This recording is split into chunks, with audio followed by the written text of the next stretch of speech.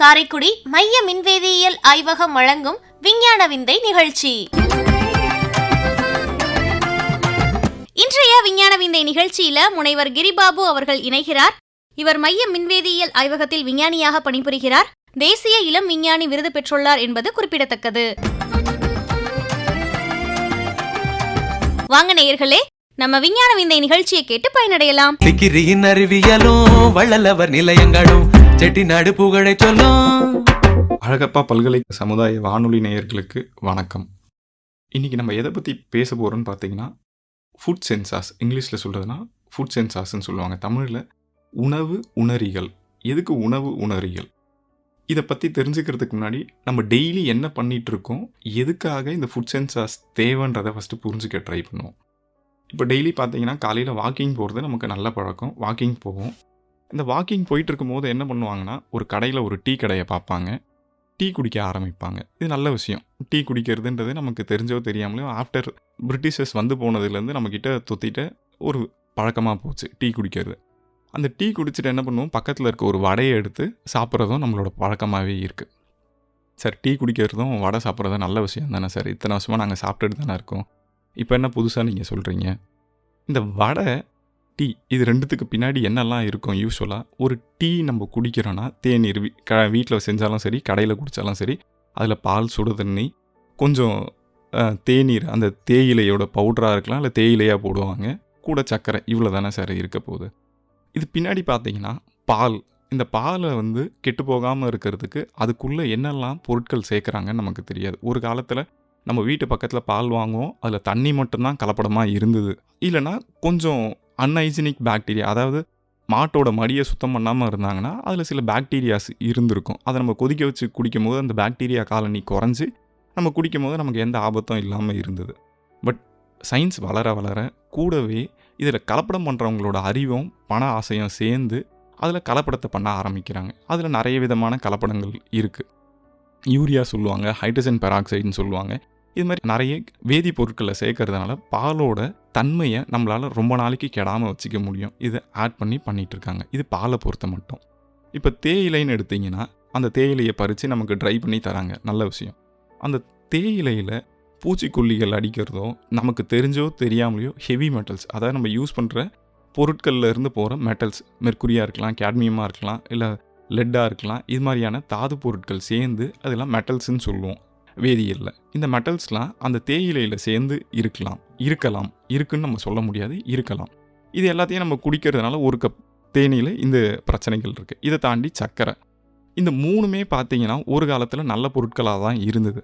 But காலம் போக போக மனுஷனோட அறிவு வளர வளர இதில் எப்படி குறுக்கு வழியில் பணம் சம்பாதிக்கலான்றதுனால மக்கள் இது எல்லாத்தையுமே பயன்படுத்த ஆரம்பிக்கிறாங்க. இது ஒன்று.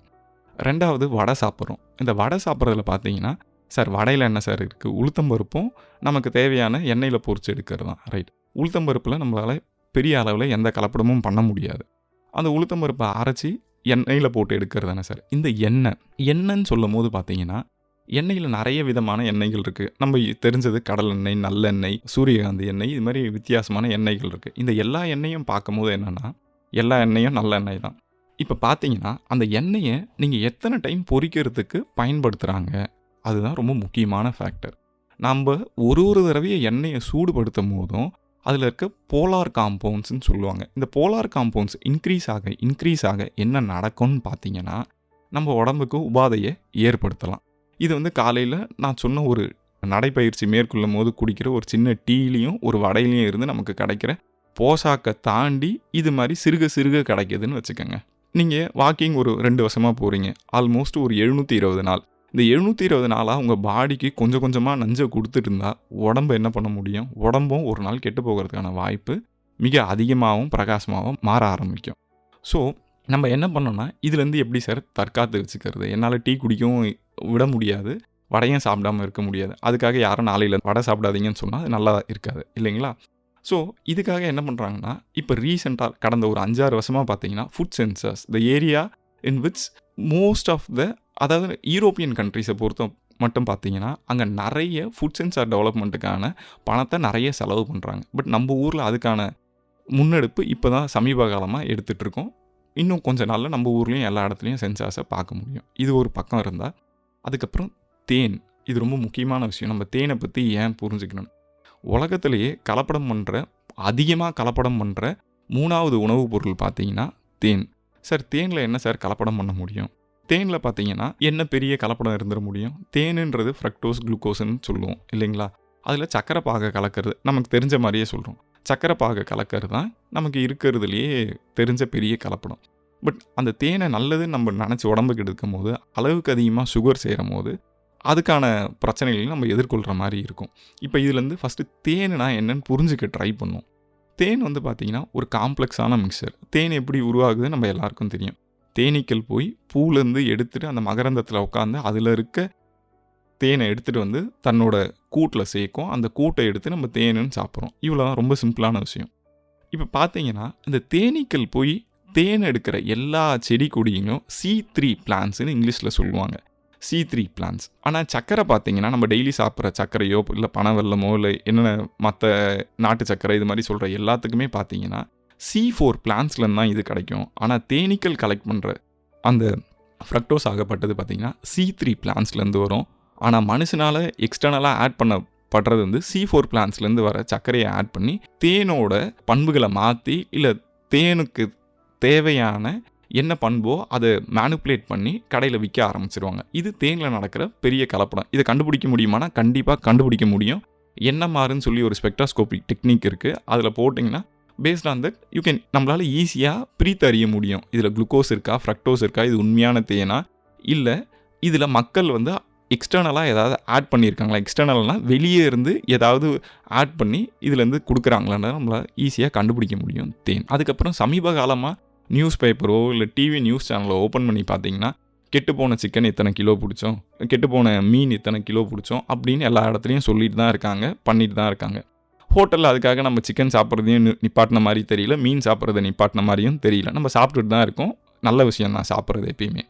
பட் இதில் இருக்க மீனும் சிக்கனும் கெட்டு போச்சுன்னா அதை எப்படி நம்ம அவாய்ட் பண்ணிக்கிறது, நம்ம எப்படி கண்டுபிடிக்கிறது? நீங்கள் அதில் மசாலாவை போட்டு இல்லை வறுத்தோ இல்லை வேறு ஏதோ ஃபார்மில் சமைக்கும் போது நம்மளால் கண்டுபிடிக்கிறது சிரமமாக தான் இருக்கும். அவ்வளோ ஈஸியாலாம் நம்மளோட நாக்கோ மூக்கோ சென்சிட்டிவாக இருந்து கண்டுபிடிக்கிறதுக்கான வேலை ரொம்ப கஷ்டமாக இருக்கும்.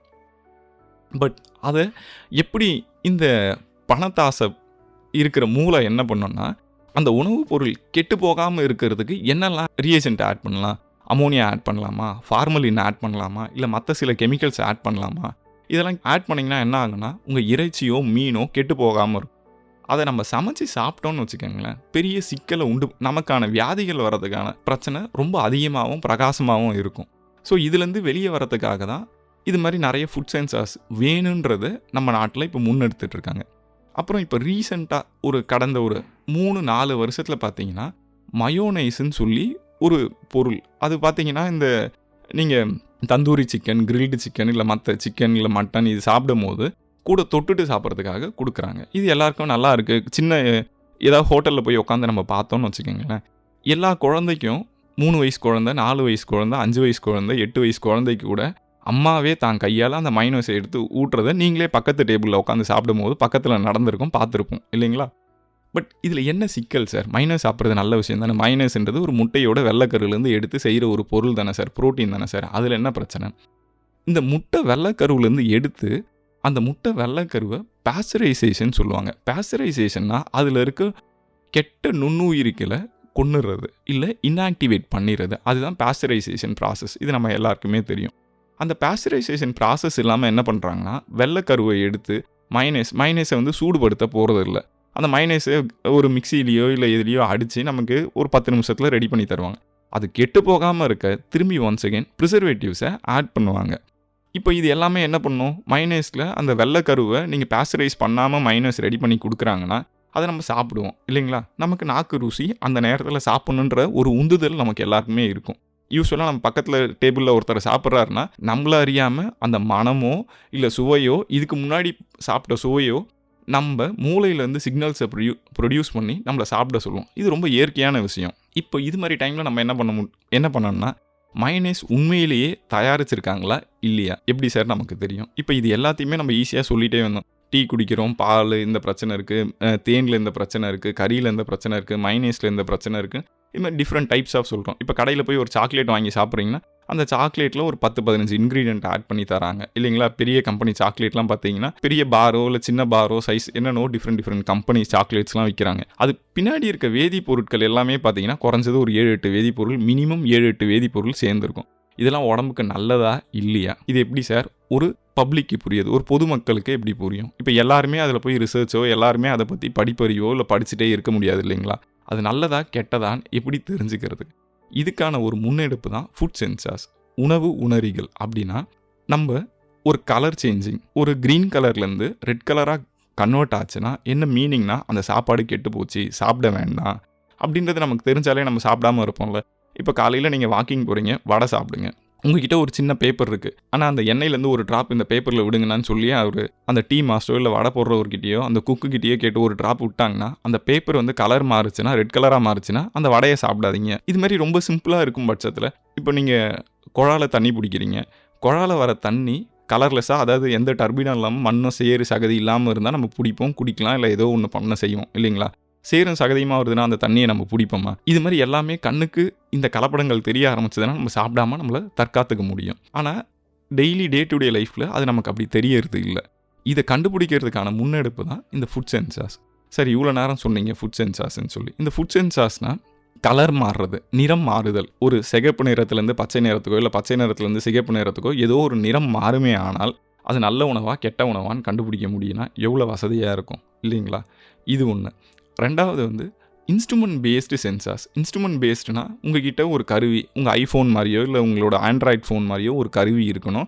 அந்த கருவியில் நீங்கள் ஒரு படம் பிடிச்சிங்கன்னா அந்த படத்தை வச்சு இது நல்ல உணவா கெட்ட உணவான்னு நம்மளால் சொல்ல முடியும். இது எவ்வளோ வசதியாக இருக்கும் இல்லைங்களா. இது மாதிரியான உணவு உணரிகளை சிஎஸ்சிஆர் சிக்கிரியிலேருந்து நாங்கள் டெவலப் பண்ணிகிட்ருக்கோம். இதை தாண்டி பார்த்தீங்கன்னா சரி, இதெல்லாம் நமக்கு தெரிஞ்ச சின்ன சின்ன விஷயங்கள், சரி எல்லாருமே பண்ண முடியும், நம்ம ஈஸியாக நினச்சிக்கிறோம், பண்ணவும் முடியும். இதுக்கு அடுத்தது பார்த்திங்கன்னா நம்ம வீட்டில் செய்கிற சாப்பாடு. இப்போ தோசை சுடுறோம் இல்லை ஒரு பரோட்டா சாப்பிட்றோம், அது எல்லாமே பார்த்தீங்கன்னா அது மேலே கருப்பு கலராக ஃபார்ம் ஆகிருக்கும் ரைட்டு. இந்த கருப்பு கலராக ஃபார்ம் ஆகுறது ஏன் ஃபார்ம் ஆகுது சார்? நீங்கள் போடுறது ஒரு கார்போஹைட்ரேட் இருக்கிற உணவு தான், ஒரு மாவு சத்து நிறைந்த உணவு தான் நீங்கள் போட போகிறீங்க. தோசை மாவுனா அதில் மாவும் உளுந்தம் தான் இருக்க போகுது, தோசைக்கல்லில் ஊற்ற போகிறாங்க. ஆனால் அது ஏன் கருப்பாகுது? தீஞ்சு போகிறதுன்னு சொல்லுவோம், இல்லை கருகி போயிடுச்சுன்னு சொல்லுவோம். அதை நம்ம சாப்பிடாமல் இருக்கணும். ஆனால் இன்றைக்கி வளர்ந்து வர தலைமுறை பார்த்திங்கன்னா கருகி போன சாப்பாடை சந்தோஷமாக சாப்பிட்ற தலைமுறையாக மாறிடுச்சு. ஃபார் எக்ஸாம்பிள் இந்த தந்தூரி சிக்கனோ இல்லை கிரில்டு சிக்கனோ இதெல்லாம் பார்த்திங்கன்னா கருகி தீஞ்சு போய் தான் இருக்குது. பட் அதுதான் நல்லா இருக்குன்னு சொல்லி குழந்தைக்கு அம்மாவே ஊட்டுற நல்ல விஷயங்களை நம்ம ஹோட்டலில் சுற்றி பார்த்துட்டே தான் இருக்கோம். இது வந்து அந்தளவுக்கு நல்ல விஷயமே கிடையாது. நீங்கள் ஒரு வருஷத்தில் ஒரு தடவை சாப்பிட்றீங்கன்னா உங்கள் உடம்பு அதை எதிர்த்து போராடுற அளவுக்கு உடம்பால முடியும். ஆனால் வாரத்தில் 2 நாள், மாதத்தில் 2 நாள், மாதத்துக்கு 3 நாள் சாப்பிட்டுட்டே இருக்கோன்னா நம்மளால் இதை எதையுமே நம்ம உடம்பை அதை கையாள முடியாது. அப்போ என்ன பண்ணுன்னா வியாதியாக கன்வெர்ட் ஆகிறதுக்கான சந்தர்ப்பங்களும் சூழ்நிலையும் மிக மிக பிரகாசமாக இருக்கும். நம்ம கடைசியில் என்ன சொல்லிடுவாங்கன்னா எல்லாருமே நம்மளோட ஃபுட் ஹேபிட்ஸ் அதை வியாதின்னு எடுத்திங்கன்னா 2 விதமாக பிரிச்சுக்கலாம். ஒன்று, இன்னொருத்தர்கிட்ட இருந்து நமக்கு வர்றது, இந்த சளி உபாதையோ இல்லை ரீசெண்டாக இப்போ வந்து போன இந்த வைரல் தொற்று மாதிரி, இந்த கோவிட் வைரல் மாதிரி இன்னொருத்தர்கிட்ட இருந்து நமக்கு தொத்துக்கிச்சின்னு சொல்லலாம் ரைட்டுங்களா. இன்னும் சில வியாதி இருக்குது. இப்போ டயபெட்டிஸ் இருக்குது, சர்க்கரை வியாதி. சர்க்கரை வியாதி வந்து பக்கத்து வீட்டில் இருக்கவருக்கு இருந்ததுனால எனக்கு வந்துருச்சுன்னு நம்ம சொல்ல முடியுமா? கண்டிப்பாக முடியாது.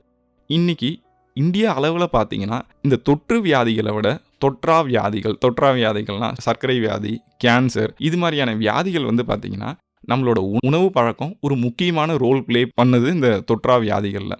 இதில் என்னென்னலாம் சொல்லலாம்னா இந்த கேன்சரோ இல்லை சர்க்கரை வியாதியோ சொன்னோம்.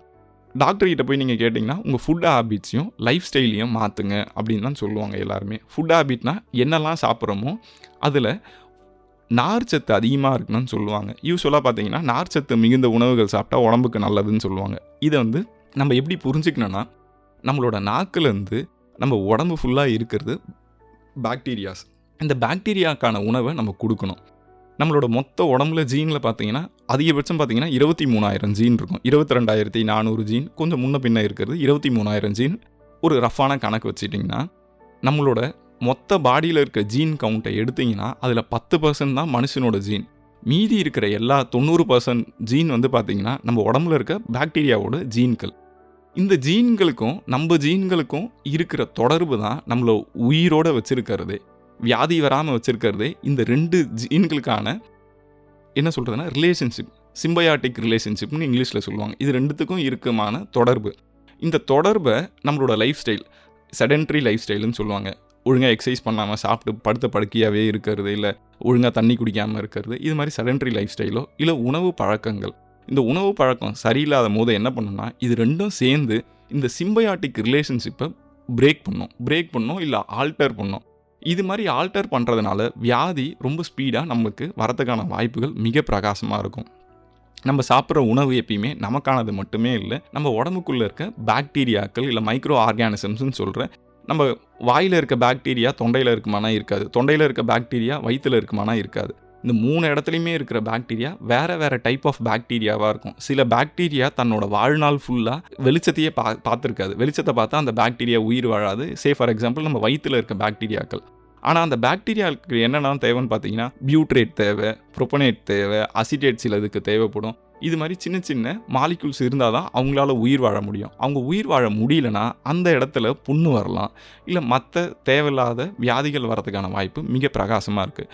இதை தடுத்து நிறுத்த தான் நமக்கு ஃபுட் சென்சார்ஸ் வேணும். இந்த ஃபுட் சென்சார்ஸில் ஆல்ரெடி நான் சொன்ன மாதிரி நிறம் மாறும் சென்சார்ஸ் ரொம்ப முக்கியமான இடத்த வகிக்குது. ஏன்னா இதுதான் ஒரு பாமர மக்களால் எந்த ஊர்லேயும் எந்த எக்யூப்மெண்ட்டோ இன்ஸ்ட்ருமெண்ட்டோ இல்லாமல் நம்ம கண்ணு தான் அதுக்கு எக்யூப்மெண்ட். கலர் மாறுது, இது என்ன கலர் இது என்ன கலர்னு எல்லாராலையும் சொல்ல முடியும். ஒரு 8 வயசு பையனால் கூட க்ரீன் கலராக இருக்குது, சிவப்பு கலராக இருக்குதுன்னு அவங்களால ஈஸியாக பிரித்து அறிய முடியும்.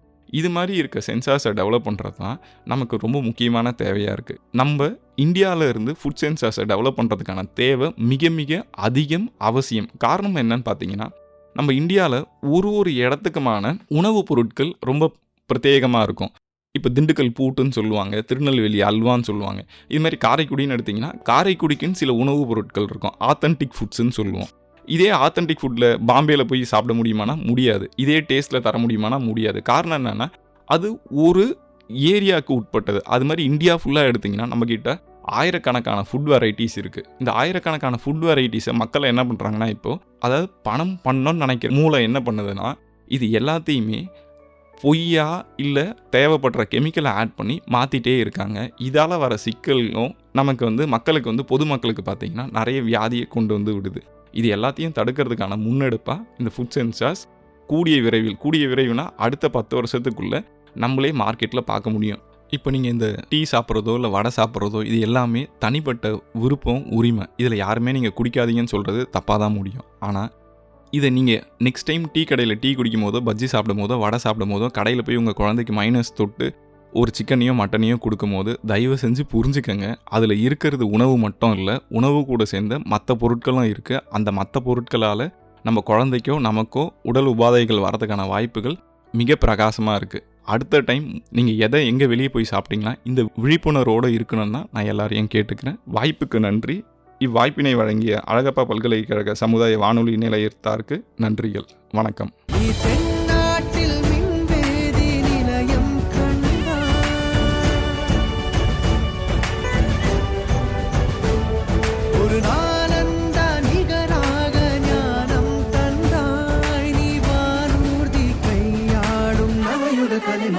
இன்றைய விஞ்ஞான விந்தை நிகழ்ச்சி இத்துடன் நிறைவுற்றது.